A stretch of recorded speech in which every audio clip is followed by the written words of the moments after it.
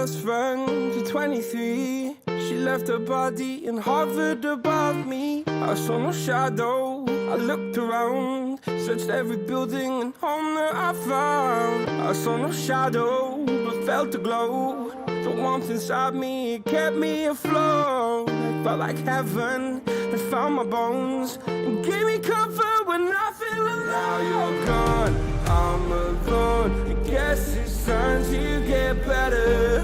Through the pain, I will go alone. If I fall, break my bones, I will scream even louder. 'Cause I'm not dying alone. I lost my best friend to 23. She left her body and hovered above me.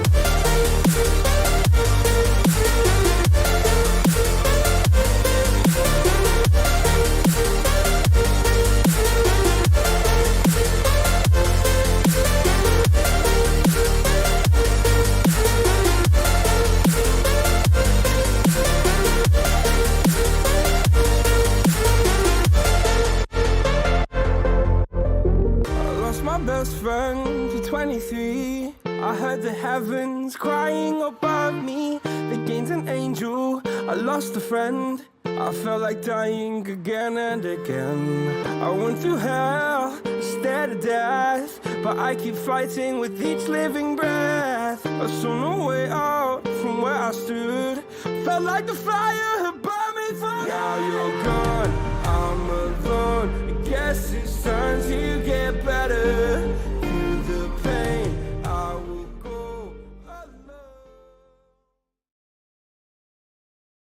What's going on, you guys? Welcome back to another episode of the Aggressively Average Anglers podcast. We are excited because it is sort of warming up. Paul, what was the temp when you went fishing Monday? Did you go Monday? That was like 80. No, that was nice. Yeah, that was Monday. Yeah, it was like 80. And then today it made it feel like a distant memory because it was like 40 degrees in the morning. You know what? This is Michigan. Somebody called it out actually when I posted about this on YouTube that we're going to talk about our top 5 late spring, early summer baits, which is what we're going to do today. And we're going to have a lot of fun with that. And someone said, you jinxed it. And as soon as I posted it, I was like, you know what? I'm probably going to jinx it because, you know, this Midwest weather, it just like listens. And if you're like, hey, it's warm outside, the next day it's a blizzard. It like knows automatic. Your hopes and dreams, and then it automatically takes them away. Yeah, that's what it is. It just goes, hey, isn't this nice? What was that like? It was March, maybe. Didn't we have a week that was so warm, so nice? It's always St. Patrick's Day is always full spring, beautiful. It's basically summer. The next day, It will hail. Exactly. So sorry if we jinxed it. It'll be back. Don't worry. Hopefully I didn't jinx it again. I was about to say you just jinxed it. We got 6 weeks of this. Well, sorry.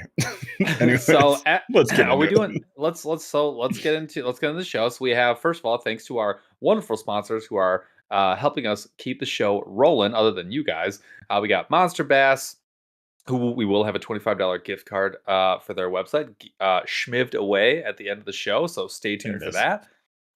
We have Mule Fishing, who provided Jeff with that wonderful cap on his head, and also a whole bunch of the fish that I caught on Monday using their amazing baits. We've got Busby using their stuff on Monday too. We've got Akuma. And we also have, I need to, while we're doing the show, we're going to do a knucklehead update, maybe at mid-show, and call out I have the leaderboard.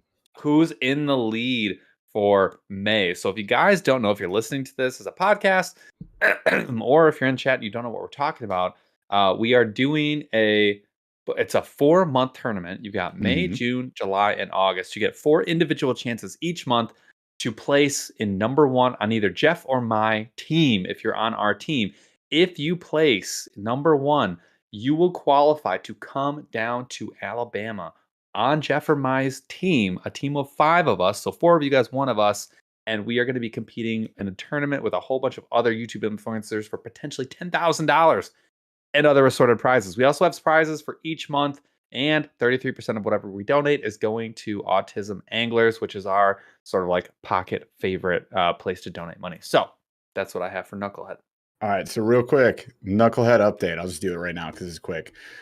Team Stark, you guys got to come represent because we have one less sign up than Team Flanders. So if anybody's looking to join a team, come join mine. However, bright spot in that, we are ahead of Team Flanders by 6.5 inches thanks to Elizabeth Zervos. That's a very average amount to be ahead of me. Actually, it's above average, probably. But anyways, technically. So Elizabeth Zervos, thank you so much for rocking it for Team Stark with 106.5 inches total. And Team Flanders really not far behind with a 100 inch, and that is from Michael Musgrove. So that's where we're at right now. So currently, those two are holding on to a pretty strong lead in on both teams, and may lock down a spot to go fish the tourney in Alabama with us, which would be really cool. If you guys you're considering doing that and you want to get into this thing, you really just need a catch board. If you have a kayak, awesome. You can do this from the bank. You just have to measure it on the tournament approved board, which is catch. This is a KBF tournament series, so it does have to adhere to all those rules and guidelines. Make sure you got your tourney card. You can go sign up on Fishing Chaos, or you can check it out on our link in the description below. Josh B. He said, Elizabeth is crushing it. Can't even compete with that. Fishing all those tiny Iowa fish I'm finding. Wow. Here's the thing. I hear the desperation in your voice. I can feel it coming through the chat. But here's the thing. There are prizes every single month. We've got prizes from Okuma, Monster Bass, Mule Fishing, Buzzbee. Like, we've got tons of awesome stuff. We are going to be fronting some stuff. So there are prizes, not just for number one, but from all the people, or from 1 through 3, we are going to be running prizes down every single month. And it's not even just this month. If you don't win it this month, you have next month, you have the month after that, and you have the month after that. And on top of all that, if you really were like, dude, I really want to go down to Alabama and catch giant fish and have some fun at a giant fishing party, that's your thing. You can actually join both of our teams and double your chances of winning. So do double the good for autism. Do double the good. Like, it's just have yourself a day, man. Yeah, that's all I'll say about that. There's plenty of people playing both teams, and then you only get one spot on one team, so you get to choose which one, and we'll figure that out for you. You have to pick between both your dads. Who's my favorite dad? All right, so figure that out, you guys. Congrats to the people in first place right now. The month is not over, so there's still time. Dude, somebody could get a monster. I'm just saying, it could change up, and it's just really exciting to see like the change up on the top of the leaderboard. So it's been a lot of fun.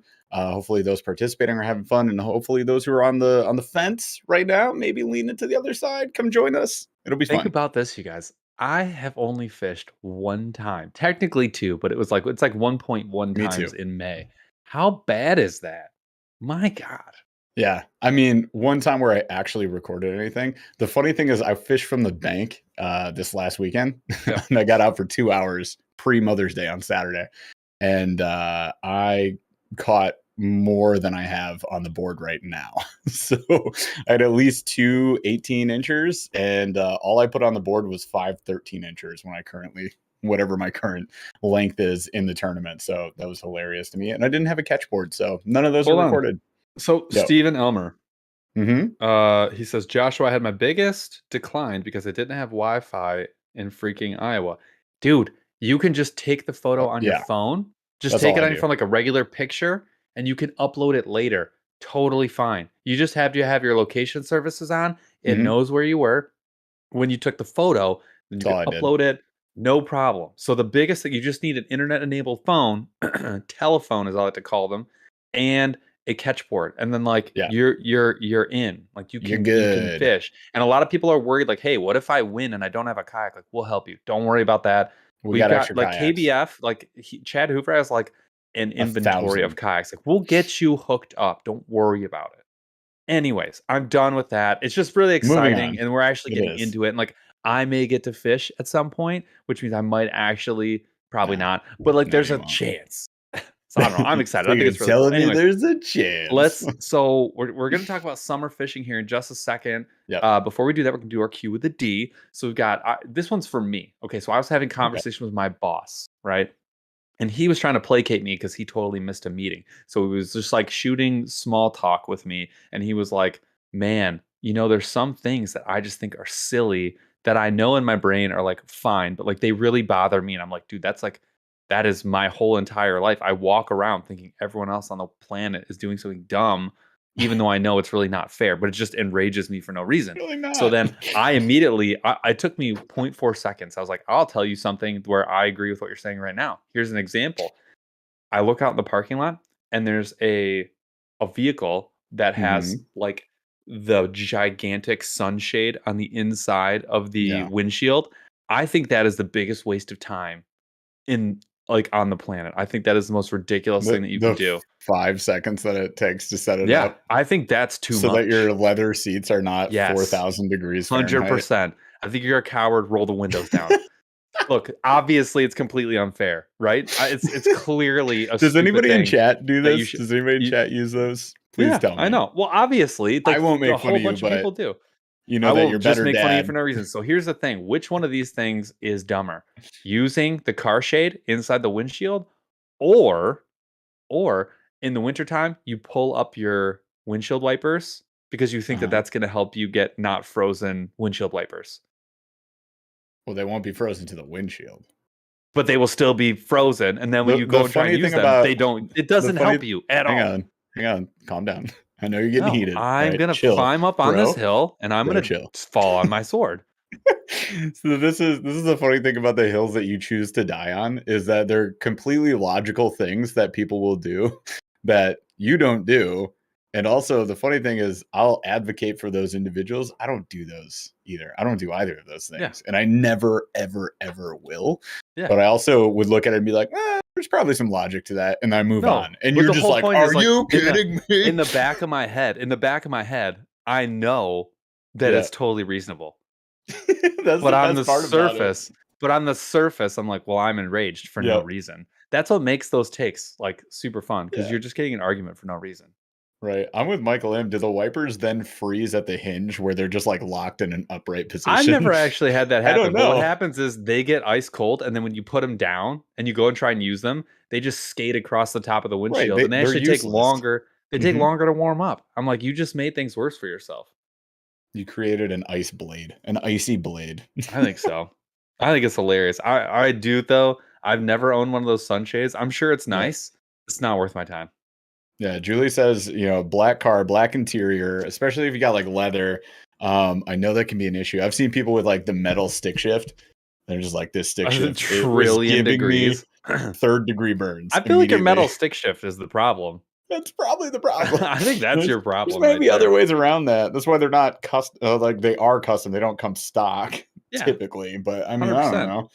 I love it. Dude, there's nothing. It's just. So what's dumber? Whoa. Between the heated two? wipers? Okay. JK4TY7. Driving a freaking Mercedes. What do you got, bro? Benz? What that's a Bugatti.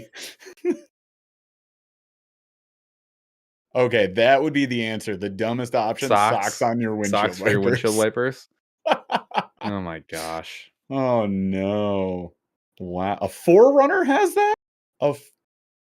Man. Wow. The 2029 4Runner? All right. The 4Runner, they were just like, all right, what's the most asinine feature that we can add to this vehicle? They won't upgrade that stupid clock in the middle of the freaking dashboard. It stays. That's from 1991, but we will have heated windshield wipers until 2077 when they've eliminated windshield wipers entirely. Yeah, and it's all controlled by Bluetooth. Anyways, let's go. Wow. Let's get to the show. So we're talking about this like weird transition where, especially if you're a kayak angler, you've probably experienced this because you're on like different bodies of water all the time.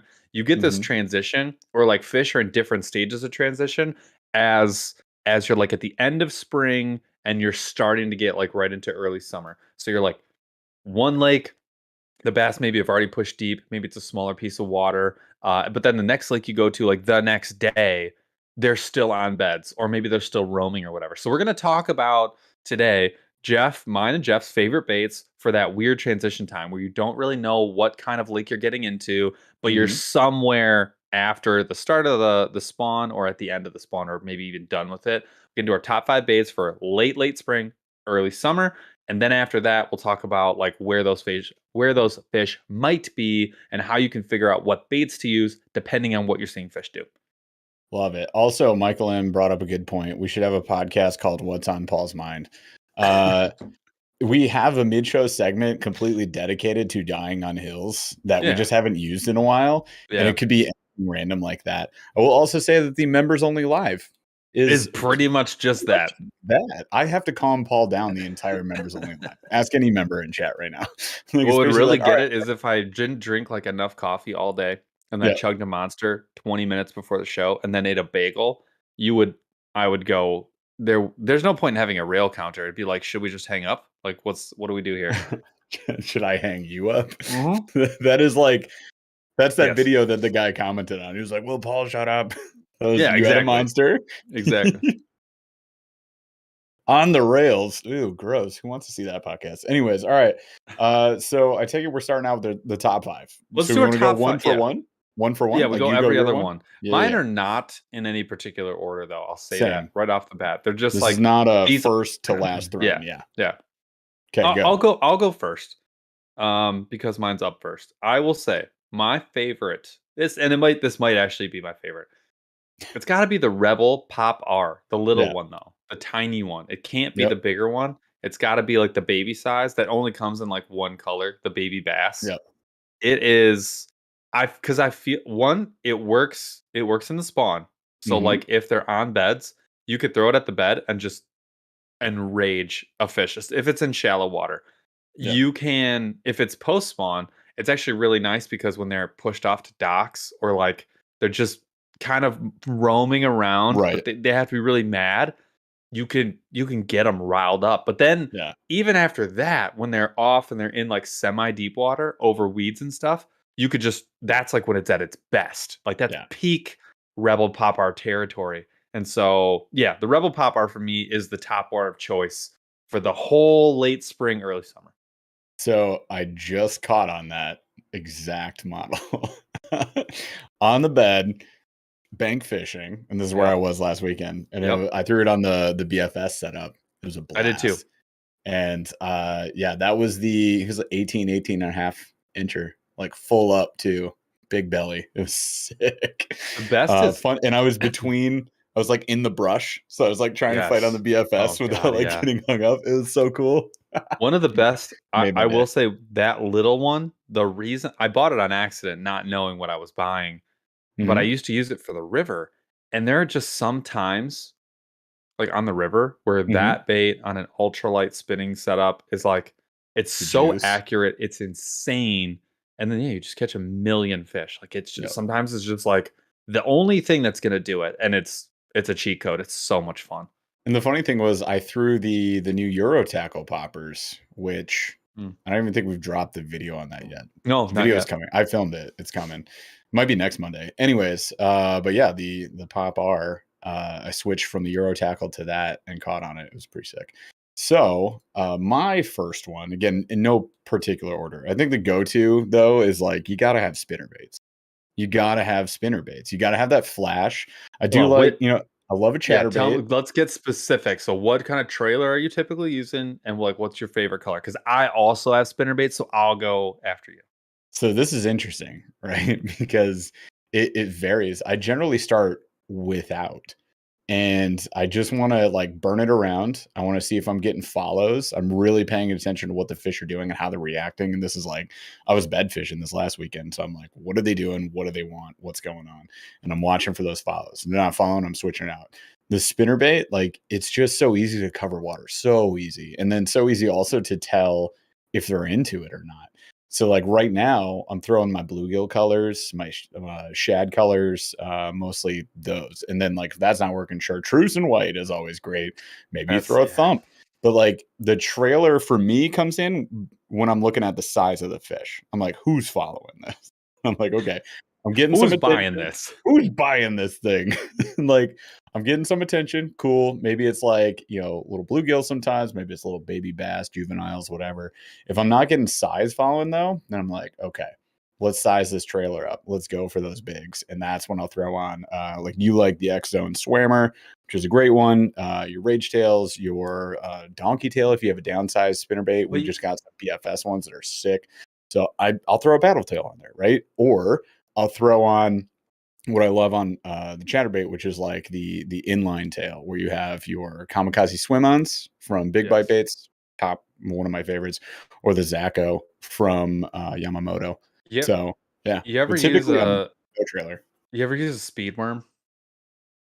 So we messed around with that in a video I did for Monster Bass. It was on chatterbaits, but I have rigged them. I've thrown them. I have had zero confidence in them. However, I know absolutely they work. I have also used the like the split tails. So Kamikaze has split tail, right? Which is Big Bite Baits again. They have that. And then there's like I think it's Cream makes them. Like that was the classic split tail from back in the day. I think I got that in maybe a mystery tackle box. But now you have it in duck feet. But now we have it in duck feet. Yeah, so I haven't thrown it with confidence, but it is something that I do want to mess around with that, especially on chatterbaits this year. It's going to happen. I will say, sorry, I'm commenting. I'm reading these comments. Yeah, the comments are the chat is going off. We'll pause on that real quick. So Bryant says this channel is sponsored by Temu yet? Sorry, Temu, I think is what we were told. It's like the phonetics is Taymoo. The phonetics are I don't care. I got it right. The hilarious thing is, if you couldn't tell by that video, I wasn't stoked on these baits. I got an email from Temu like the next day. They're like, "Hey, thank you so much for posting this video. It was great. We really like that you did that. And we'd love to give you commission for like sending people to Temu." And I was like, nope. But I do have that email, and I'm trying to figure out how I want to like talk about that or do something with it. Somebody did say on that video, one of my favorite comments was that we need to make a t-shirt using the quality lettering that they did. That was such a good idea. I cannot be the only person. Chaz told me he thought the same thing. When I looked at that, I had to take not a triple take, not a quadruple take, a quintuple take. Yeah. And I was finally like, this says quality. Why is it written this way? That was amazing. We play hard at hooks. We work hard at hooks. We work hard at hooks. Dude, so absolutely not. That has legs. That has legs. You people in chat, you guys are very smart people, and you get it. The reason, play the real sound real quick. Somebody, I don't want to triple play. I mean, if that's all that site was, I might go for that sponsorship. But I think everybody recognizes from that video we weren't stoked on it, right? No, they look at it as 5,500 views, and it's crushing all over it. So I get it.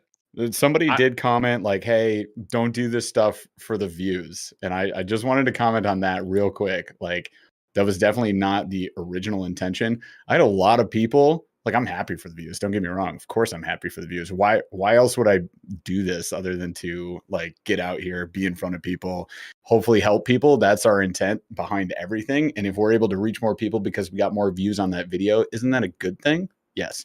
And the thing is though, we did it because a lot of people were asking about it. A lot of people commented on the video too. They were like, "Thank you for showing me this. I no longer want to do this." Exactly. That was the purpose of that video. But so now we do need to go get some reels because a lot of people are like, "I'm gonna go buy reels." I'm like, don't do that. Like, I understand that like this is very enticing.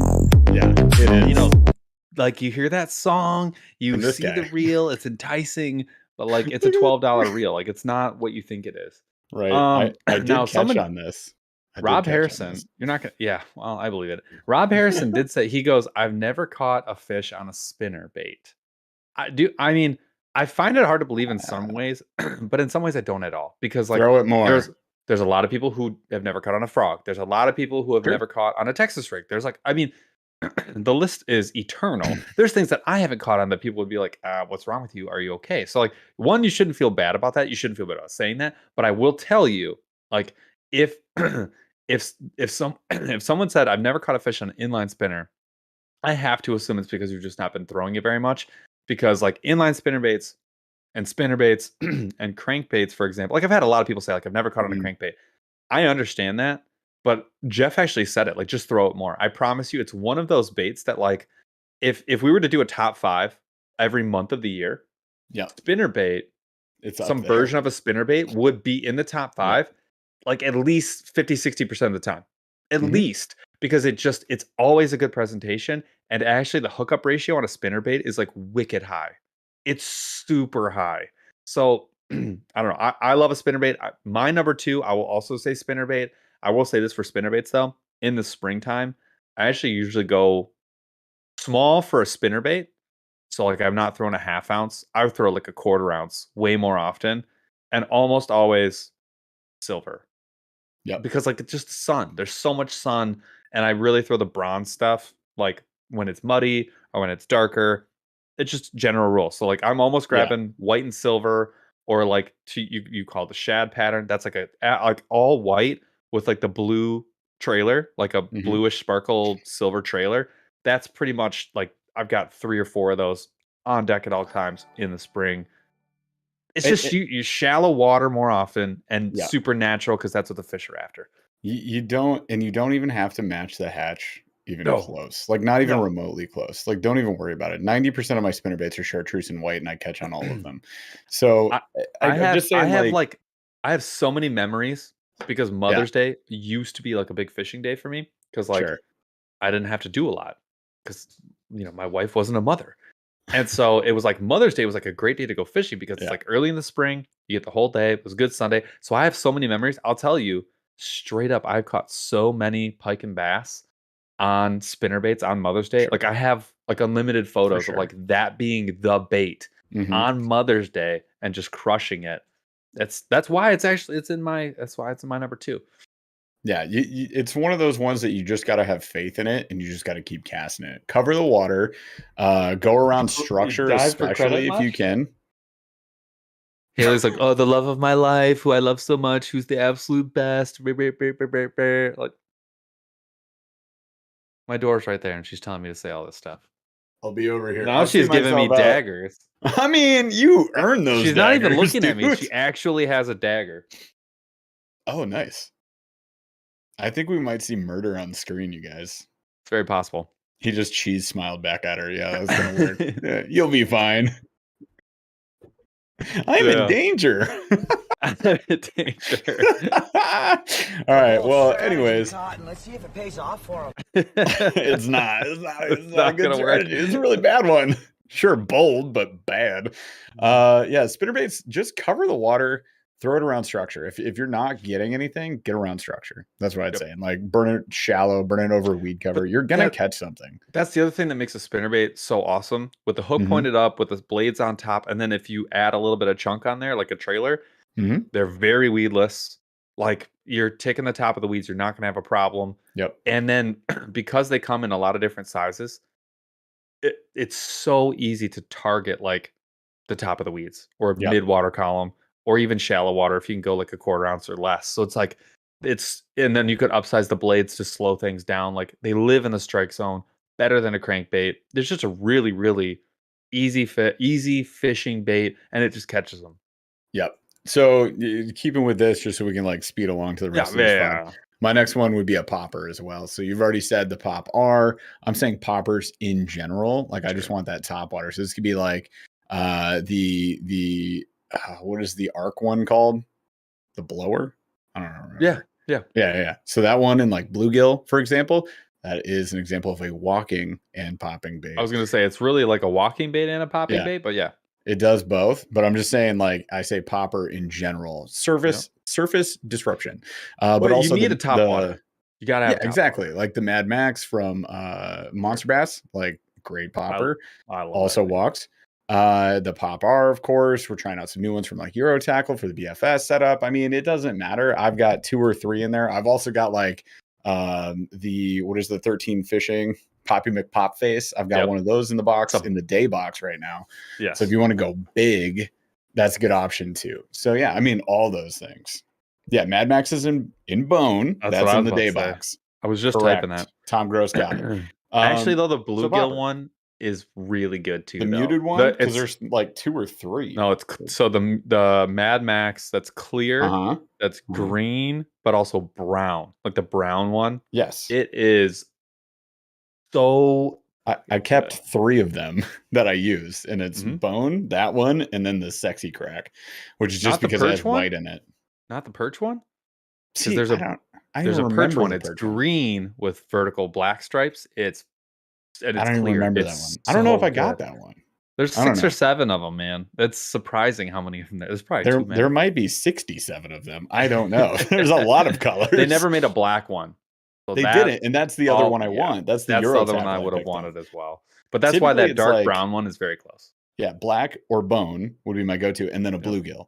And that's just because bluegill are popping on top. They're starting now. They're going to keep doing it forever until late fall, right? So, I mean, you've got all this time. If you're running, that's why I have that arc blower on top, bluegill color. You smashed a really good one on a Lake by Me. Oh, yeah. On that one last year. Remember that? Primo. Tail end of the year? Primo. Dude. I was having a garbage day too, and that was the savior. And it's going to speak to our point later on, right by a dock. Oh, yes. So, all right, that was my next one. What's your next one? We're on 3. I'm going to go ahead and I'm going to copy you because I actually wrote Jeff's out. I actually wrote Jeff's list because I wrote the show. So I filled in Jeff's answers just to see how close I would get. I think there were only 2 things that actually got swapped. One of them, I was not sure, but I kind of guessed. One of them was the Whopper Plopper. So he swapped that with a Popper, which is legit. But a Whopper Plopper can be really good, especially if you're in the South, because the transitions happen really fast in the South. My next one I knew was going to be on Jeff's, was going to be a fluke. Yes. A fluke is such you can power net it. Yep. You can power drop shot it. And it's really good on a power drop shot. You can weightless it, in which case it's good for my go-to. Basically all of this.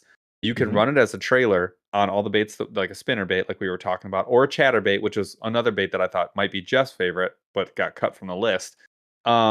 It's so versatile, and it's a banger. It's just a banger. So yeah, it's going to be a fluke. Not necessarily weightless, but it's going to be a fluke. Yeah, and that's mine as well for number 3. And again, not the number 3 spot. It's in the day box. Yep. On account of I got terminal and I got plastics, so I'm throwing that. And I've got 4 or 5 different colors. Typically, the waters we fish, I'm throwing my favorite is the Zoom in Disco. She's got that green flash and black flake in it. Sure. Love, having a pink on board, bubblegum or the Max Scent. Max Scent pink is my favorite though.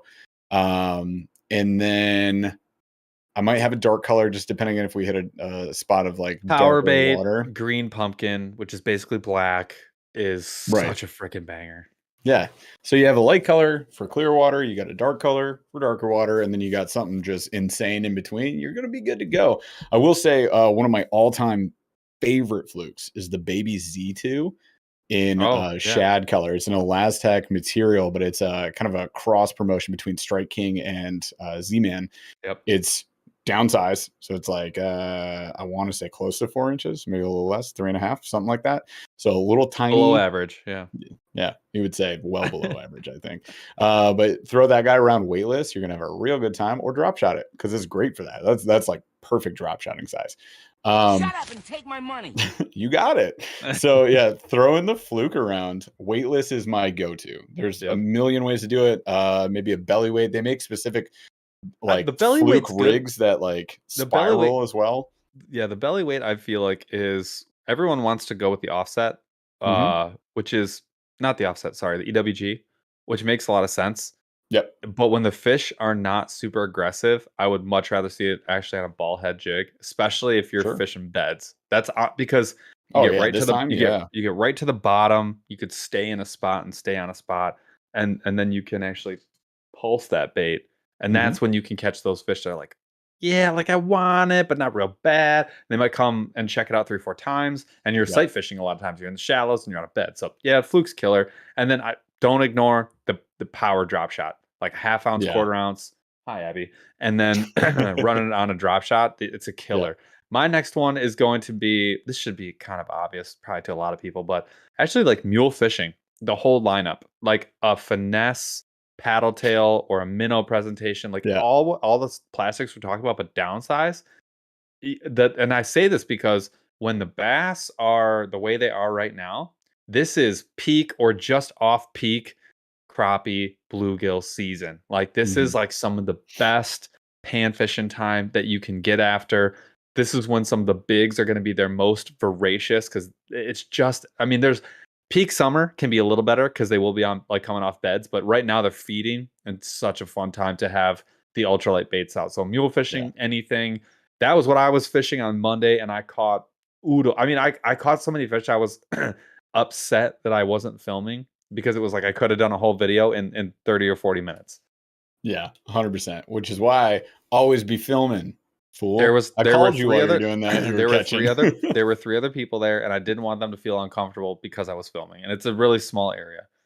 There was It's a whole community at the pond I was at, and I was like, "Hi," and then I just kept filming. But this is a place that I go to all the time, and Sure, it's not the same.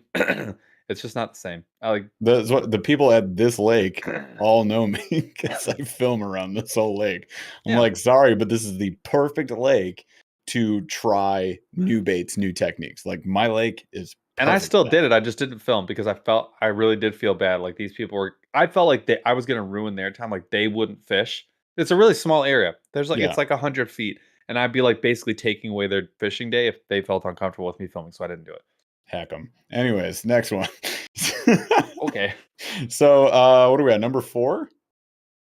Well, is your, for you, is you have. All right, cool. So my 4th, I did switch it. One. So like you had mule and like you could rig mule a million different ways. And I could use it on some of these top baits for me, including the next one I'll talk about. But the 4th spot for me is a Ned rig. And it just, I mean, it's a Ned rig. Like what more can I say other than it catches every fish in the lake of all sizes? So it's like, it's just so easy to use. And I've been using it already as like an early spring bait too, because it's really effective there. But I mean, you can adjust the weights. You can go to the micro Ned, right? You can downsize that and use, anything, any size you want, right? But that is something that I definitely want to be using as those fish push up shallow. It's just too easy to pick them off. And for sight fishing on like the more clear to slightly stained water that we fish, it's extremely effective. And you can fish any depth with it as well. So yeah, Ned rig. Elizabeth Z is in the house, who's in the lead right now. Oh, she keeps saying outs. What's up? She's Team getting Stark. lucky. I don't believe that for a second. Austin Hall, though, made a really good comment that I kind of wanted to give you guys a tip on that I saw from someone else, and it worked really well.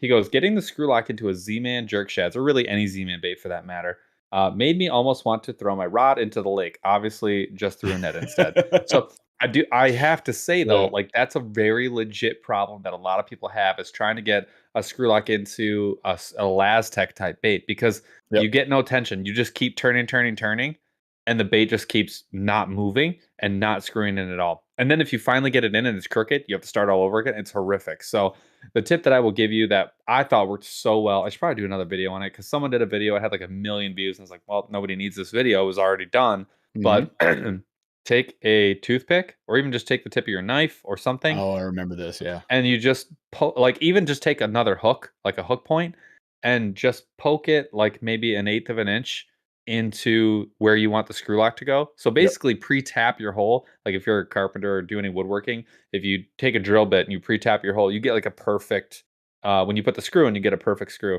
This is the exact same concept. Your screw lock will go in piece of cake. It will be dead on perfect because it will follow that pre-tapped hole you made. Charles, you're 4 years old. I see you chuckling in the background about what I said. But yeah, of all the things to chuckle about, this is the thing that you chuckle about, Charles. I know. We've been down so many paths. I know. And subtly inappropriate. But that and here you are. But I promise you that tip works so well, and it will convert you. You'll start doing it all the time. Elizabeth Z, or don't use Laztec. That's fine too. It totally is. We're making our own baits now. So there's going to be pretty often that we're not using that unless it's mule fishing or some of the Z-Man stuff we have. Or don't use a screw lock. I mean, this is why Z-Man came out with their own terminal that has the chin lock, right? So if you get a chin locks swim bait hook, it has the same as the Ned locks. It's got that little weight up at the elbow joint of the EWG, and you just pull the Z-Man elastic past it, and you're good. Like it stays put forever. So Will Trax is asking, what does off the rails mean? Because if you're not watching the show on screen, there's a counter, and the number keeps going up, and it says off the rails counter. So anytime we get off topic, which is basically the whole basis of all the the show, time, that number goes up. Now Chaz is in charge of this. I've heard him, if I say like the wrong, he'll be like, Bruh. off the rails, off the rails. Yeah, you're fired. Yeah. So he is a little quick to tap that. Are you gonna start chuckling now, Chaz? And you know, he'll Stop it. Get some help. That wasn't me, obviously. Chaz is gonna be fired. He's working himself. It was me. Don't blame Chaz. That was me. Jeff. So yeah. Anyways, that's off the rails. You're welcome for that. Thank you for asking a wonderful question. My last Chaz, one mark before it we up go. off the rails again. Answering a question. That's literally the show. What are you out of your mind? Staying in script. All right. Anyways, my last one is a crankbait. Now I say square bill, but realistically, as the season progresses, it will be deep diving cranks. So like really early, like late spring, it'll be square bills, and then as you get into early summer, I'll go into those deeper diving crankbaits. Again, super flexible. You could get dialed in. It does require another setup, which I really don't like because I do like a separate setup for casting and retrieving those baits. But you know what? Catches a heck load of fish. And once you get dialed, you don't have to change for like hours. Like it's usually good for hours. So I don't know. That's for me. That's my last one. Absolutely. And my last one is paddle tails, specifically smaller paddle tails right now. As the water temps start to go up, then I'm going to upsize them for sure. And I mean, and again, I'll throw it out there. Like you don't have to, it's colder water temps. You got to downsize. We've already had this discussion on this channel a million times. This is where we're throwing big glide baits. This is where we're throwing swim baits. I was very tempted to put in swim baits. I was too. Here. And I've got them on deck. Absolutely. Smaller glides and swim baits. But it's not my top 5. It's not the top 5, right? No, 100%. So like the smaller Fish Lab, the BBC, that is on deck for me. That is something I plan on throwing a lot, especially as the water temps go up around docks. But right now it's paddle tails. And let's see, you just picked up a whole bunch of Rage Swimmers, Strike King, and you've got like the 3.25. Like that's what I'm talking. Like the 3.25s. But we're talking like the donkey tail, normal size, the smaller paddle tails, Kitex, Rage Swimmers. Yes, those. So throwing those around and any way you want, like any way that's working. It's and just like a fluke, but it's just faster. Exactly. I'm really liking the underspin right now. Paul had a good one on an underspin. It was a upsize swim bait that day, but like a couple weeks ago on my lake, which is unheard of, we caught a couple bigs out of there the past 4 to 6 weeks, and we were like, the underspin have these been? The underspin got the job done. Yeah, the underspin is a great option, or just on a jig head. You know, there's a bunch of different ways to do it, but that is definitely a go-to right now. And then you were throwing the donkey tail on that new grenade rig that you got for the BFS. It's like a little Geeka rig. It's freaking sweet. I think it's dope. So it's such a cool setup. All those things. There you go. And that's the top 5. I mean, it doesn't mean we're not throwing Texas rigs or chatterbaits or swim baits or any of that. It just means that if we had to narrow this down to 5, which was hard, because this feels like that time of year where you could throw just about anything in the tackle box and catch something. And I did on the BFS setup at a pond. But we're going to narrow this down for you a little bit here as we get to the second half of the show, because it feels like that sometimes, but the 2 days later, or when you go to another lake and they're a week off of where those fish were that you were catching everything on, all of a sudden it's like nothing works. Because if I wasn't able to sight fish where I was bank fishing, I may not have caught anything. But because I could see what the fish were doing, I was able to switch off to that ultralight paddle tail, run it kind of like a hybrid Ned rig, and I was able to catch a lot of fish. But we'll get to that in a minute, though.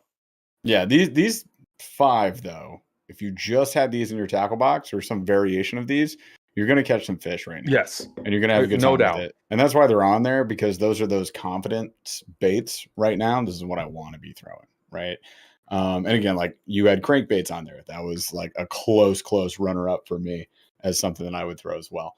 So All right, now that we get through the top 5, I think it's time for the the mid show, which we kind of started talking about early on. You guys brought up Temu.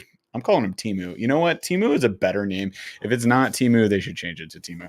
But what was interesting that came out of this video, you guys, is that you get a lot of the comments that everything from China is the devil. And like, I hear you, hear me out. We're going to talk about it. And then I had this fun interaction with somebody as well. I don't even think it was from that video. It's from another video. So really, what really like spurred this conversation for our mid show today, which we'll keep tight, is that there's like this toxic, unnecessarily toxic behavior going on in the fishing industry. And I almost wanted to do a whole episode on it, but I also wasn't sure how this would land with everybody. So if you guys feel it, you tell me in chat. And if you're like, whatever, who cares, then we'll just move on from it. But something I noticed is maybe you guys have heard this, or maybe you're in this position where you're afraid to like post your personal best fish. You're like, oh, I just caught a new PB today. It's 3.5 pounds. And then everybody seeing that picture goes, yo, 3.5. Oh, that's so lame. That's just the bait from the fish that I catch. Exactly. We did have a comment. Somebody went back and forth, and I was just like, okay, calm down, buddy. But about BFS, he was like, this is for smallmouth fishermen in rivers, and like they're trying to, I don't know, disrupt the fishing industry, and like they're ruining my fishing somehow. I don't know how that interacted with this person at all. And then he cracked a joke that's not surprising to hear from somebody who's like, our Texas panfish eat your smallmouth. And I was like, okay, congrats. Like, what does that even mean?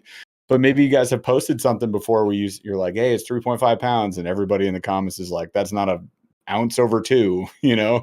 Like, can we just be happy for each other? Can we just have a good time being out here fishing? Like, isn't that what it's really about? Is like, get in the outdoors, have some fun, take care of our environment. Preferably, I was throwing away a lot of baits around this pond that I was fishing this weekend. So, I mean, please pick up after yourself. But like, isn't that what this is really about? And then we get these comments from time to time. They don't bother us, but I know that that's got to bother some people to the point where maybe they don't like to post about fishing, right? It's the same thing as before YouTube fishing was big for me, which was not that long ago, like 5 years ago, Right. or before, honestly, 2 years ago. Before there was like a whole internet community that I was like kind of talking to all the time. The only people I interacted with were people at the boat ramp, or people that I would run into when I would go fishing, when I would, when I was scouting, I'd be chit-chatting with people and whatnot. And it's like, I would get people who would be like, oh, that's the rod you're using, or like, oh, you're using like this bait, like that's not a good bait, or like, oh, you're keeping that fish, that's not a keeper fish, or like, and they would be like, people, it was a lot of times it would just be white dudes who were jerks. Like, it honestly, like that's pretty much what it would be. Like some butthole who is just like, for no reason, being a jerk. And you're like, why are you the way you are? Like, why are you the way you are? This is the fish I decided to keep today. It's legal. I can do whatever I want. Like, go away. Or, right, somebody who's like, you got to my spot. I'm like, you don't own this spot. This is public water, bro. I'm sorry that I woke up earlier than you. No, I'm not. Go away. This is not your spot. Like, anyone can be here. Sorry, that sucks that you think this is yours and you're confused. That's a you problem. We had a spot on the river where, like, when we filmed, there's a bridge in view, not the bridge sign, but a bridge. And I remember somebody commenting and be like, how dare you post that spot? I'm like, bro, I'm not saying like geolocation, GPS, go here. Like, only people who live there and know that spot, but it's the most popular. It is such a known thing. It's not a secret. Yeah. It's not a secret at all. Like, there are bumper stickers made about that bridge. It's not a secret. Yep. So, but it's like, again, what's the point? What do they get out of that? I just think people get so, like, there's every single culture or portion of like a culture or a little community has people that suck, because people in general are terrible. I mean, like, a large percent of people are just terrible, and they will try and ruin it for everybody. And in some cases, like, somebody who's like, anything you buy from China is bad. It's bad for America, and it's bad for like me. Bro, all the stuff you buy is from China. China. Yo, couple of things. As somebody who buys things for planet Earth, you're the problem. You expect everything to be $1. If you bought everything you wanted from the US, do you have any idea how much a fishing rod would cost? Go right now. You go look at fly fishing rods. A fly fishing rod can be $200 from Cabela's Bass Pro Shops under their brand because they're buying them from China. If you wanted the same exact rod from the United States, it would cost you $750 to $1,000 just because of where it was produced. Nothing else changed. The exact same rod. That is the reality of living in a very expensive culture. It just costs more to get someone to do the same exact job. So you are more than welcome to go do that, but a lot of people can't or won't do that. So period, the end. Here's the other thing that a lot of people just don't understand.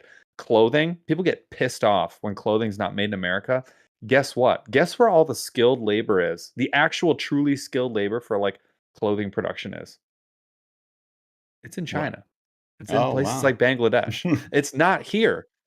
It's just not here. Like the people who are good and fast and efficient at making clothing, they're not here. So like, I don't know what to tell you. It is what it is, man. Like that's just that's called economics. So, and I understand why people want things to be made in America.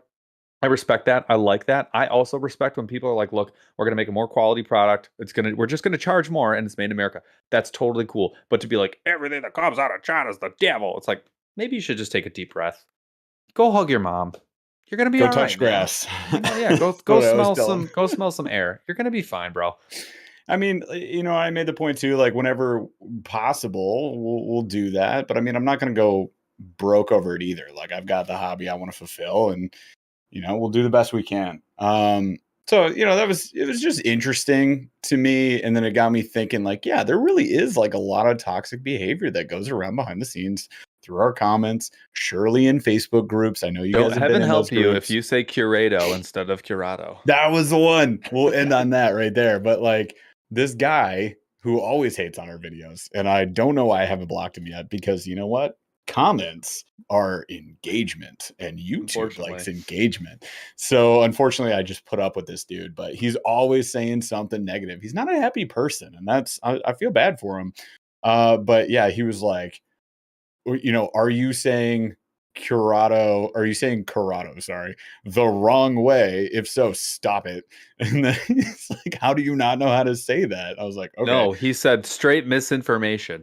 Yeah, and then he said, like, you're peddling misinformation. I was like, the pronunciation is not misinformation. It's a mispronunciation. That's what it specifically is. Michael M just said it best. Imagine being miserable. I know. This guy's very miserable. Paul and I chatted about it, and I was going to block him, and then Paul said, I was like, no, let him have his time. Let him have his misery. And then the dude stopped talking after that. But I basically hit him with, dude, it's a mispronunciation. Who cares? Like, what's wrong with you?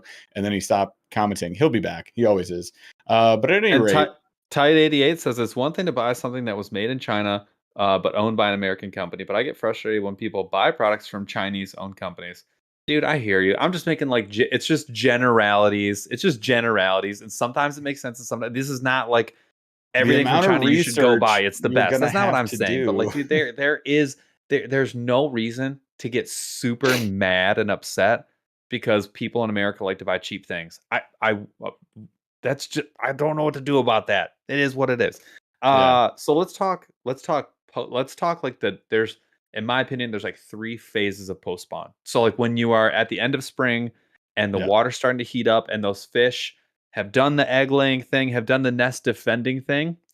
Right after that, I'm going to kind of explain my 3 phases that I see and what you should look for in terms of like what you should be seeing in the water, what those fish would be doing, and then consequently what baits to throw. So the first one for me is like right after spawn, like immediately after, like the day after they're done.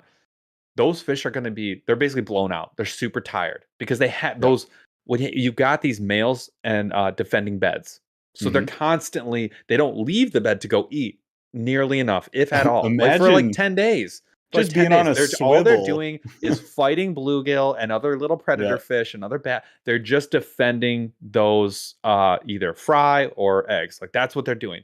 And so I want to picture like you're in a fight. What was the Jack it's Reacher? Dragon Ball Z after hang on. Vegeta gets blasted, but he's not quite dead. So he's just scraped up. He's full of mud. Yeah. He can't even stand. He's like hunched over and he's just going And that's still the bass going. right after. But he's still standing. He's still a danger. But do you remember the movie Jack Reacher with Tom Cruise, where he just like Yes. ends up fighting guys in a circle? Like that is the best. That That's is the 100% what it epitome. is. That's 100% what it is. And so there you go, right there. So they are Yeah. blown out. They're tired. So here's the thing, though. They're probably going to stay shallow, and they're Yep. just going to be kind of cruising around. They might even be all the way up on the shoreline. They can be really hard to catch though, because they need the easiest meal. So this is where Well, they were this weekend. Like that was the scenario. Like they want the easy stuff. They need dying they're pushing fish. the gill shallow. Yes. And like feeding up there. The problem with that when you're a bank fisherman is they see you, bro. Like, so I had to be like 20 feet off the bank, like just, hey, is there a fish there? And just like skip it up under some trees. Yeah. And so fun. they will, like a Ned rig is a great bait because it's non-threatening, but it's got a little bit of chunk to it, and it's easy prey. That is why sometimes topwater works really well, because it's just easy. It's just it's easy pickings, right? All they have to do is go up, take a sip, come back down. That's why I like the smaller poppers. I just like non-threatening, easy baits. The one that was a killer for me was that Jika rig, running it with a ultralight paddle tail and like a craw color that had like no claws, and I was basically just shaking it, and the bass would come and they'd be like, do I want it? Do I want it? Doesn't look threatening. And after like a minute, they would sip it. And so that's what you're looking for, is really easy bait. But this is one of the hardest times though, because they're not chasing stuff because they don't have a ton of energy. They're just trying to recover still. So I feel like this is where you really want to sight fish those. That will 100%. last from like the day that they're off the beds for like 5 days, maybe a week. Just from what I've seen, roughly a week. And depending on At where you most. are, this is like happening now, or it's happened already. Or it's already down happened. Down south is done. I will say they were on beds when I was on this pond. Now ponds typically hold a higher temperature than like your bigger lakes. So like this pond is already in like the spawn, and I've got males on beds defending. So it was straight bed fishing. Like that's all I could do. Yep. That's where all the bass that I could see were. And then I'm from the bank, so I couldn't do much else. I didn't have sonar, blah, blah, blah. Right. So I think our bigger lakes, we're probably heading into that right now, is my guess. I don't know. Sure. Depending on those water temps. And then, post spawn is probably a week or so out. And then we're on to, getting into the different fishing season again. So then there's the second, like 2 to 3 weeks later, maybe a week later. Now it's like they're going to push off the beds, right? So off the shallows, but they're not going to be like deep. So they're not going to be in like 7 to 10 feet. Yeah. This is where it's like docks. It's dock time. And the best docks to look for are the ones that were near wherever those fish were, or may have been big, shallow, flat areas with lots of sun, or like wind protection. Docks nearby, that's where you're going to find those fish. This is popper time, baby. It is popper city. This is wacky rig time. This is Ned time. This is spinnerbait time. But you got to go something that you can skip maybe, or get under one of those docks. But I was going to say, work on your skipping, you guys. Yeah. If you guys don't skip right now, get that going. But this is I've been jig working time. on it. This is jig time or swim jig time. Like this is crankbait city, because what you're going to want to try and find is an isolated piece of cover. This is where, like, if you find the log, if you're seeing wood, pitch to wood. Anywhere near that shallow, you find the isolated, like, old vegetation that's starting to grow up, or a dock, or a boat lift, or anything like that. Like, that's when it's time. This is where you're going to want to be. And that will last for another 1 to 2 weeks. Tops. Like 10 days probably is. 2 weeks would be even too much. Like, by the time I go fishing, they were in phase 1 when I went fishing. Yeah. They'll be in phase 2 when I go on Sunday, and they'll be in phase 3. We're not fishing what I'm Sunday. About to talk about a week from now. So like it basically, you get, this is like every week it's changing. And then but they will be slightly deeper. So that's my number 2. again, a week after that, I think it's like you're in official post spawn. This is when they're actually going to be the most hungry. They've shaken off all that like doldrums, right? They're starting to like put the feedback on because they're ready to recover. This is post sensu bean Vegeta. He needs to go eat, but he's ready for a Royal Rumble. Okay, he's been dead. He's been revived by the sensu bean, and now he's ready to go. So this is why aren't those time. a thing? It makes no sense. Just invent the sensu bean. Somebody invent the sensu bean. Whoever doesn't know what a sensu bean is, I mean, we're just welcoming you into the fold here. Get real, like get educated. I'm going to help you. Welcome. A sensu bean is a piece of Dragon Ball Z lore. It's a tiny bean, and let's say you're on the brink of death. If you just crunched on a sensu bean, and they are crunchy, I don't know why, but if you ate one, they're crunchy. You instantly eat it, back. and you're instantly revived. You're back at 100%. And if you happen to be of the Saiyan race, you would then have grown in power from being near death because every fight that you lose makes you stronger. So there you go. There's your nerd moment for the podcast. Chaz, go on off the rails eternity. again. No, give me the solar flare. No. Okay. What do you want? You want the beam cannon? Hang on, you want Solar flare! There Thank you. All right. So anyways, that last phase, so after they're kind of in the shallows and they're still maybe a little finicky, then after that they're going to be in the deeper water. So this is like 7 to 10 feet. They're going to be around a lot of grass. So look for grass. You're going to want crankbaits. You're going to want jigs. This is Texas rig / Carolina season for sure. And then a lot of your drop shotting, because if you can drop shot the edges of that grass that I was talking about, it's absolute. It's go time. But you're going to want to do paddle tails and flukes and like upsized worms and stuff. Like go a little bit bigger. They are going to be eating. And then this is one of the best times to grab a 1/2 ounce spinnerbait. Like it's 1/2 ounce spinnerbait season. Get down a little bit of depth and you're going to be catching fish because they're chasing bait fish. They're now like bulking up after being skinny and just getting wrecked. Now it's recovery time. Yeah. So that's a good synopsis, I would say, of what you guys are looking at. Or maybe some of you guys are already late into this thing, depending on where you're at. I will not respond to that comment, Chaz. Bro, Brown Bako. We had him on the show. We're aware that this is not it's a generational thing. I'm gonna send him my season 1 Dragon Ball Z DVD set that is somewhere in my basement. That seems fair. Just send him a Crunchyroll 1 month free subscription. There you go. It's 1 month for free and go watch the original Dragon Ball. Now, compulsive get on our level. Compulsive EDC goes. Paul goes on to list every fishing method. It's that time of year. This is when Jeff was like, "You can catch him on anything." Like this is one of those times because they are feeding up. So anything that is craw-y, that is moving fish-y, or is like a big piece of bait, it's time because you guys should be catching fish right now. They're getting after it. I guess my point is all the stuff that I listed, I didn't list topwater. You certainly can, but those fish are going to be deeper. I would rather see you run a wake bait. I would rather see you run a big swim bait instead of topwater because they're going to be deeper, which means they're not going to be on the shoreline. Topwater can work, but I would much rather see you throw a spinnerbait or a crankbait. Like you want moving stuff that's going to be a big meal. Yeah. No, so right now, again, you guys should be catching fish. Just go like the whole point of this channel is we want to experiment with these different techniques. So Paul and I did pick up a bunch of bed fishing stuff that we were hoping to use if we didn't miss it. And I think we got a shot. We might get like an hour or two in this Sunday, but a little preview for you guys. This Sunday, we hooked up with a kayak store that is in Kalamazoo.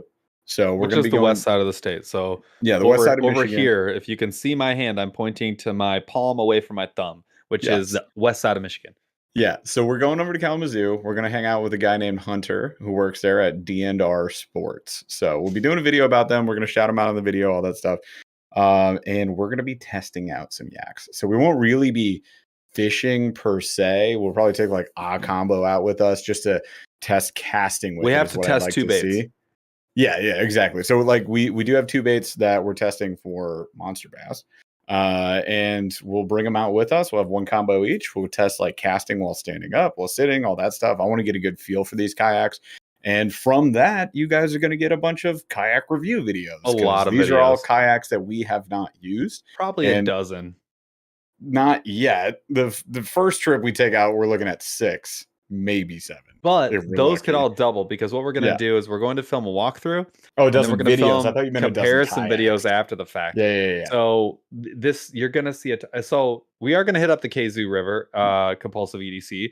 That's what we're doing after the Hopefully, fact. So that's the assuming goal. we can get on our Get in, SHIT get it out. and really move and get out Yeah. and be quick and efficient, we're going to really try and wet wade the river. Wet Maybe wade. dry wade. I don't know. I mean, I'm assuming it's warm enough for us to wet wade though.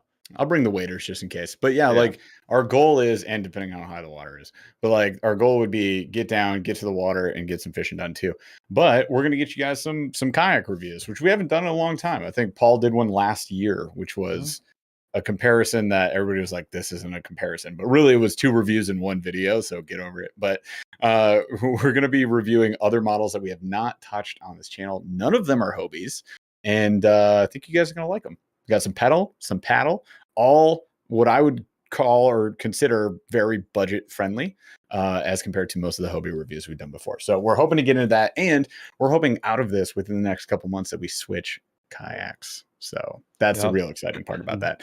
Mandy Sanders just asked a good question. I will answer it extremely quickly. She said, for a beginner kayaker, what are the accessories that you should get first? PFD. First of all, yep, I have done videos on this. Go to Monster Bass's channel, look back like 4 weeks, and you will find this exact video.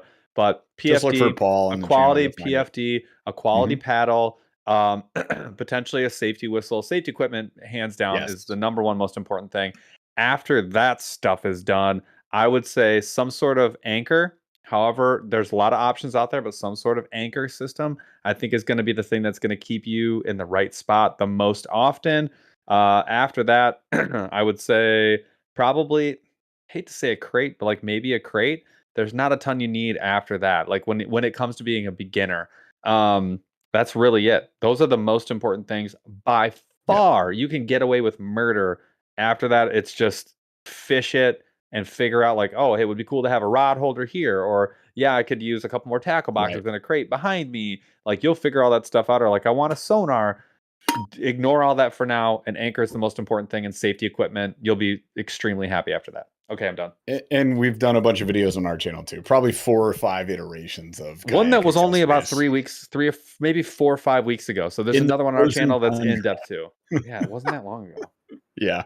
So there's a lot there. Mike M, yes, we do use an anchor trolley. Right now we're using the Anchor Wizard with a generic trolley system. You just need the trolley wheels to guide the anchor line for the Anchor Wizard. That's it. Because when you I don't get think it's worth it personally. What do you mean? The trolley. Well, you just need something to guide. You don't need specifically the trolley wheels, but trolley setups are $20. So I mean, that was my go-to. You can also get deck loops, which is what Paul you do have on yours. Have used in the past. Use on my small. You had it on your Predator. You can get away with like $10 of just paracord. Like you don't really need much. You should have a guide of some sort, unless you get the Anchor Wizard with the chute that you can put it out the front of your kayak or the back of your kayak if you want. But deck loops are they're basically free. You can get them for like 99 cents. And they just mount to the hull of the boat, and then you can guide the anchor line wherever you want on that boat. Yep. I have one anchor trolley wheel that I use. That's it. That's the only thing Well, guiding my system right yes, now. but you wouldn't be able to do that without the Anchor Wizard. No, that's what I'm saying. We use the Anchor Wizard, and then you need something to guide the line. That's it. Yes. It's not a super complex system. Anchor Wizards are awesome. I think they're made here in Michigan, right? And then they're like $100 for the system. I'm pretty sure they are. I could be crazy, but Anchor Wizards are dope. I absolutely love it. But as a beginner, you just need some way to anchor your boat. Even if you're just tying it next to you, it's fine. Like you're good. Yep. Totally. Okay. All right. So that was fun. We got some details into this on the going into spawn to post spawn phases that we're dealing with right now. We talked about our favorite baits. These are the top 5s that we're going to be throwing for the next couple weeks, at least. As things shift, we'll be changing that up. And of course, you could have like an entire arsenal full. Everything is working right now. Like I feel very confident going out in the water. We're going to catch fish. Lipless, underspin. There's no wrong answer. But isn't it a great change up from what we were experiencing several Yes. weeks ago, where it was like, Yep. dude, what 2 baits what do we need to didn't do? work. You had nothing else. You had what you ended up with one. You're like, I caught on this. Is it a Yeah. pattern? That was the question we would keep asking. We got one. Is it a pattern? No, it's not. And then the day would end. We did have a lot of like 1 to no fish days. So you know what? This is April great. 2nd. I'm eating this up. I'm enjoying it a lot right now. All right. So that said, we got a schmiv away for y'all from Monster Bass. $25 gift card that we're going to be schmiving away. We're going to do our slow rolling thunder. And Charles, where are we at viewer wise? You want to hit me with that?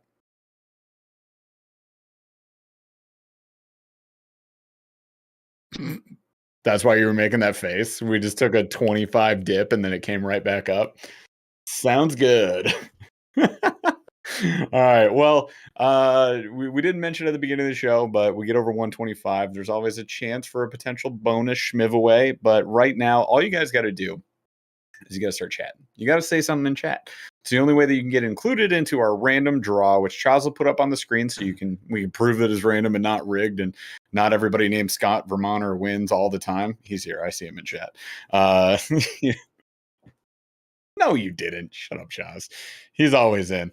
So yeah, just make sure you're putting something in chat. That's the only way you get included. This is a $25 gift card to monsterbass.com. Good on everything but the subscription. We personally recommend maybe put it towards a Monster Bass rod. We also hope that our ultralight rod will be hitting its final phases of production so that we can actually get it out to y'all very soon. And we also thoroughly hope that it gets in our hands so we can fish it very soon. So we will see. We're waiting on that. It was supposed to be done and moving here real soon. So anyways, get in the chat, keep things moving there, you guys. We're going to do slow rolling thunder, and then we'll draw a winner, a schwinner after the first question here. So I made this question and I thought this was a fun one. So we're going to do a little, what would you do scenario, and chat, you get to play along. This counts as your chat. This counts as like your entry into the random draw. So let's just say you're going on a nice all-day fishing trip, right? You got your buddies, you got all your stuff lined up, you got some snacks, you got some drinks, you feel heavily prepared. You get out to the ramp early, you hop on that boat, you guys are cruising to the spot, and it hits you. You gotta go a number 2. The Taco Bell is firing you up and your bowels are about to erupt.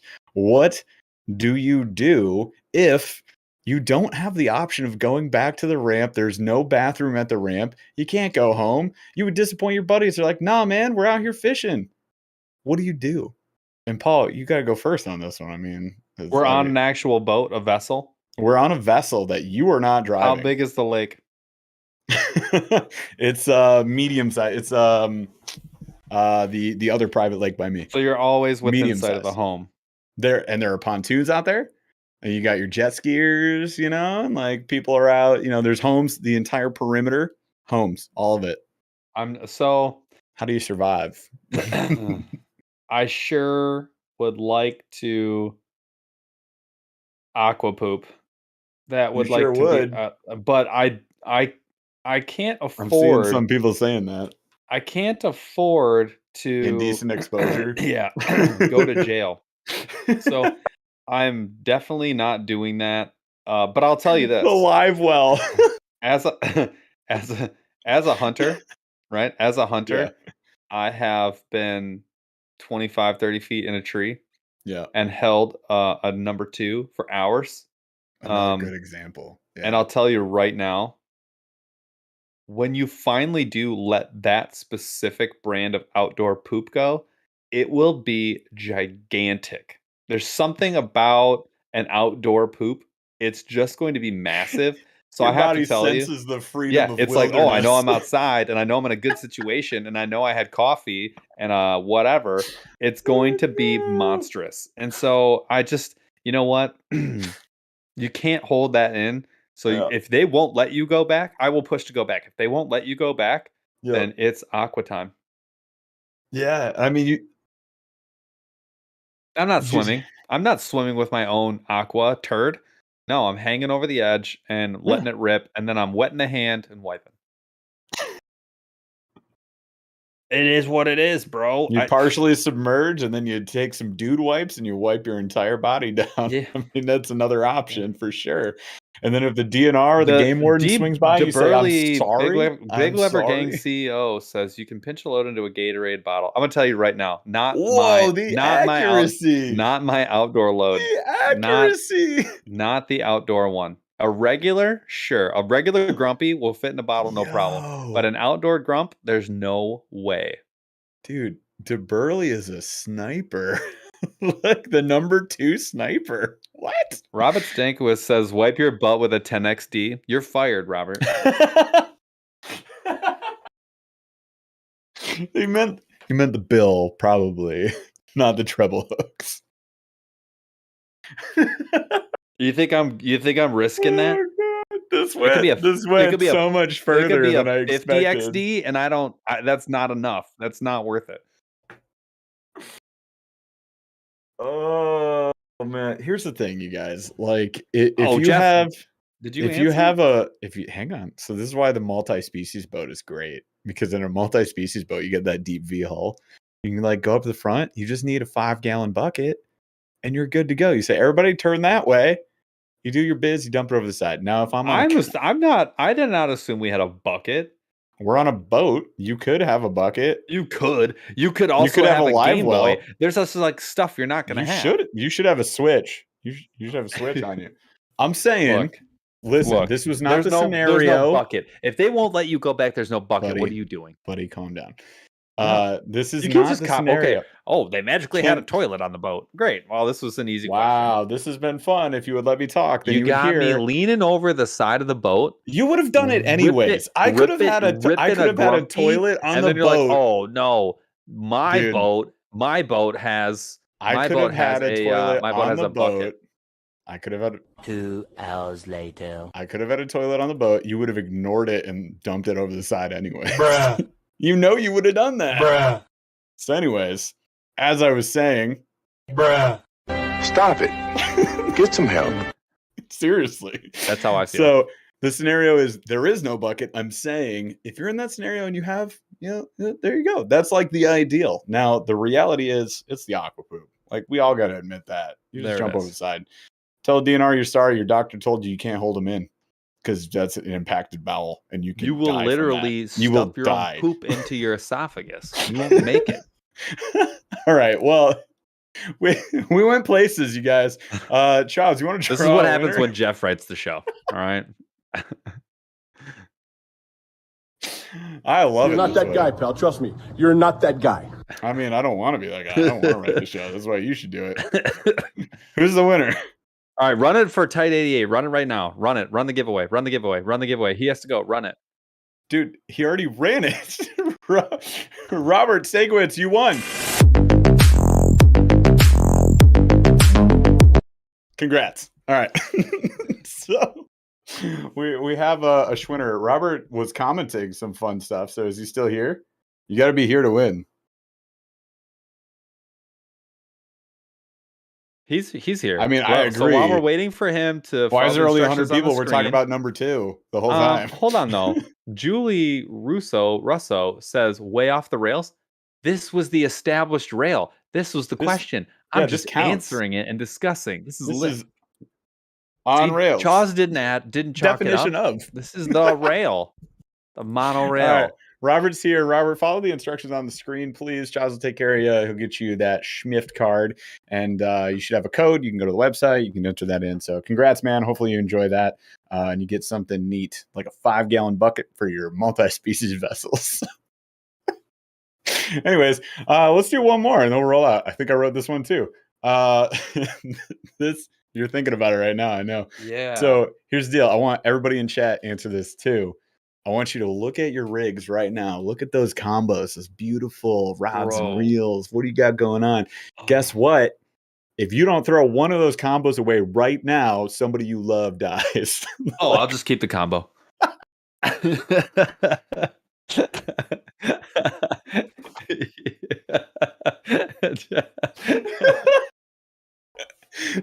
Get rid of that dial with Steve's. Hey, listen, we had a great run. No, it's been real. It'll be a nice funeral.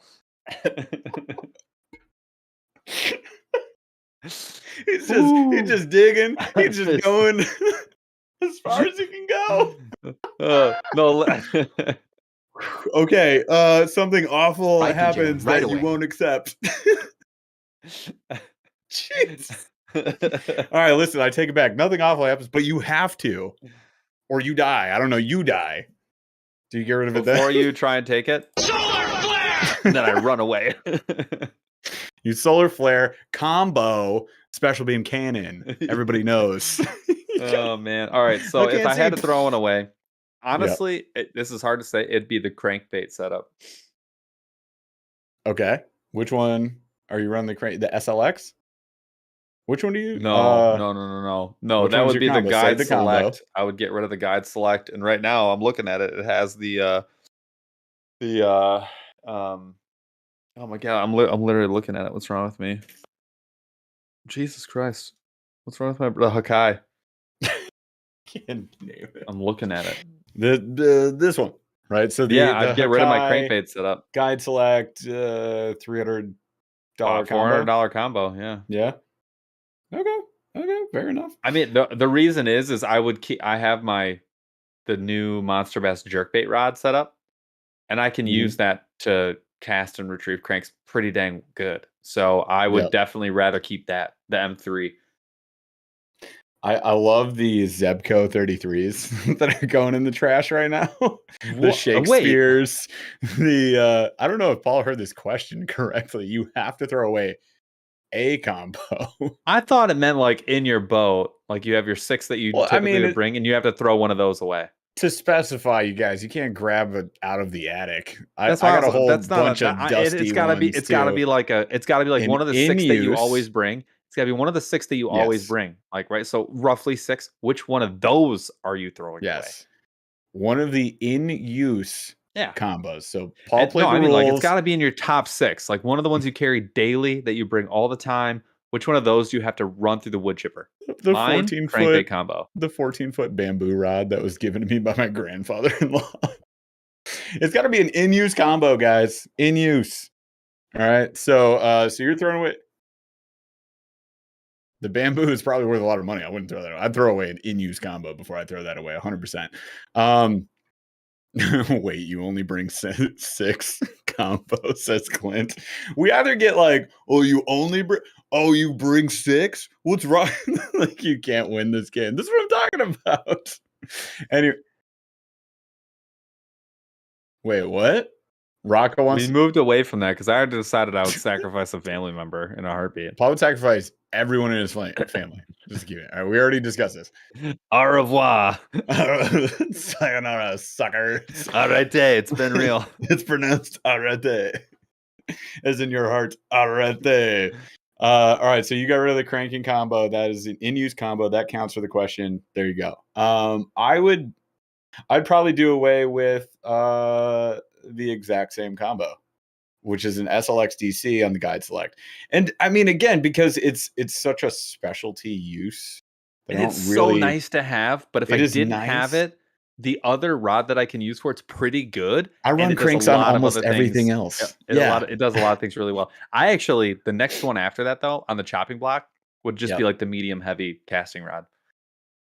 And mine would be the small swim bait setup that I'm using right now, probably. That doesn't always come with me. Small swim bait, like very small. This is the 7-8 crankbait. Doesn't always come with me. Yeah. Nope, me neither.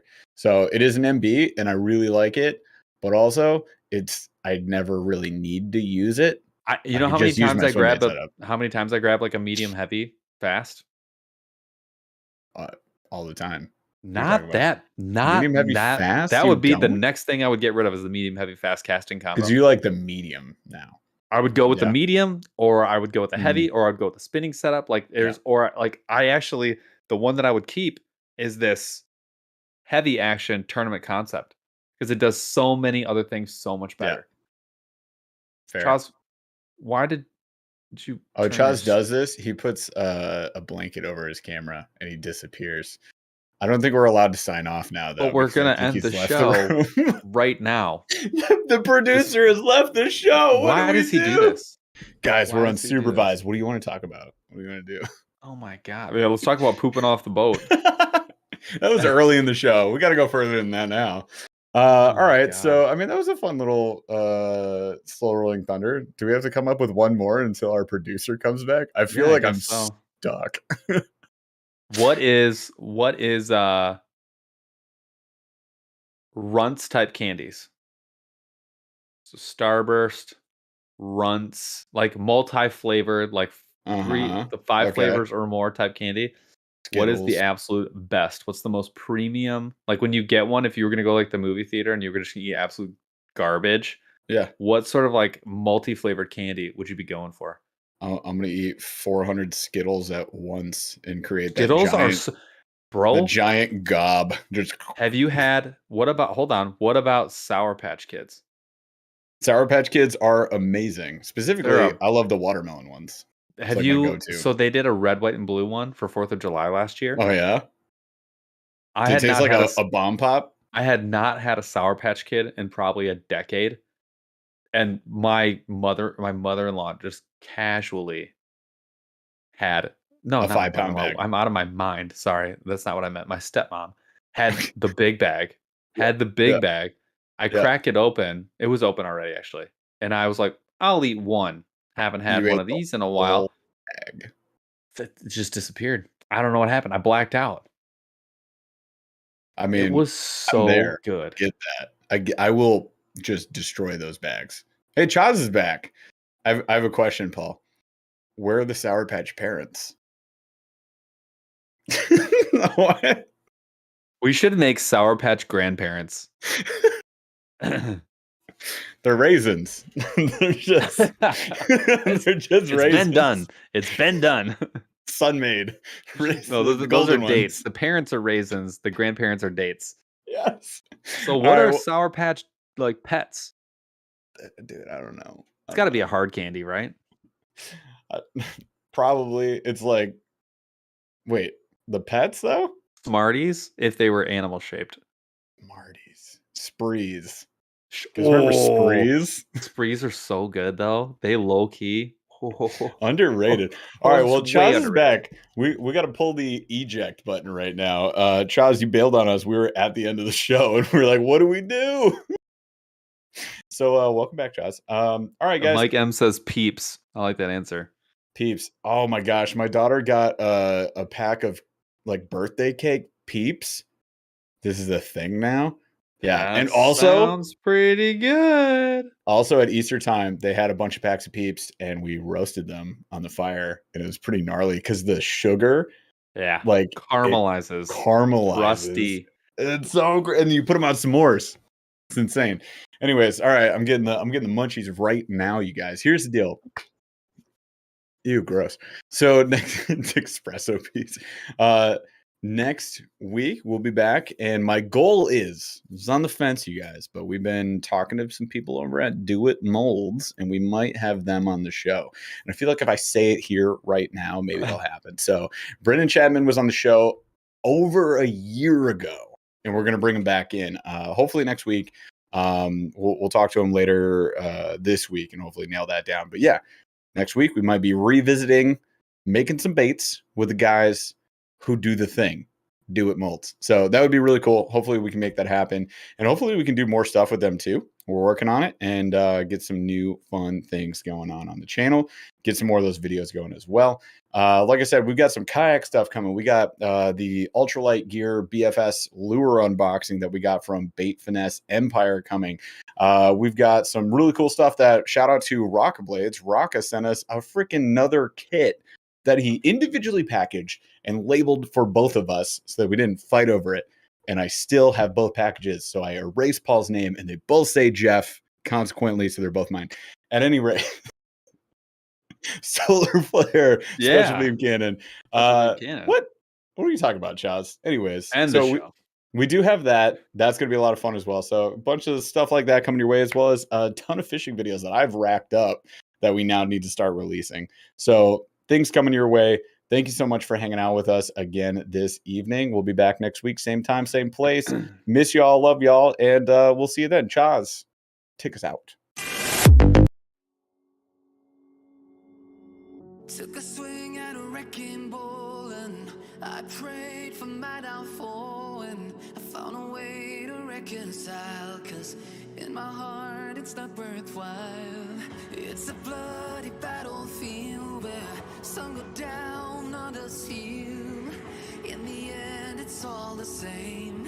All you can do is play the game.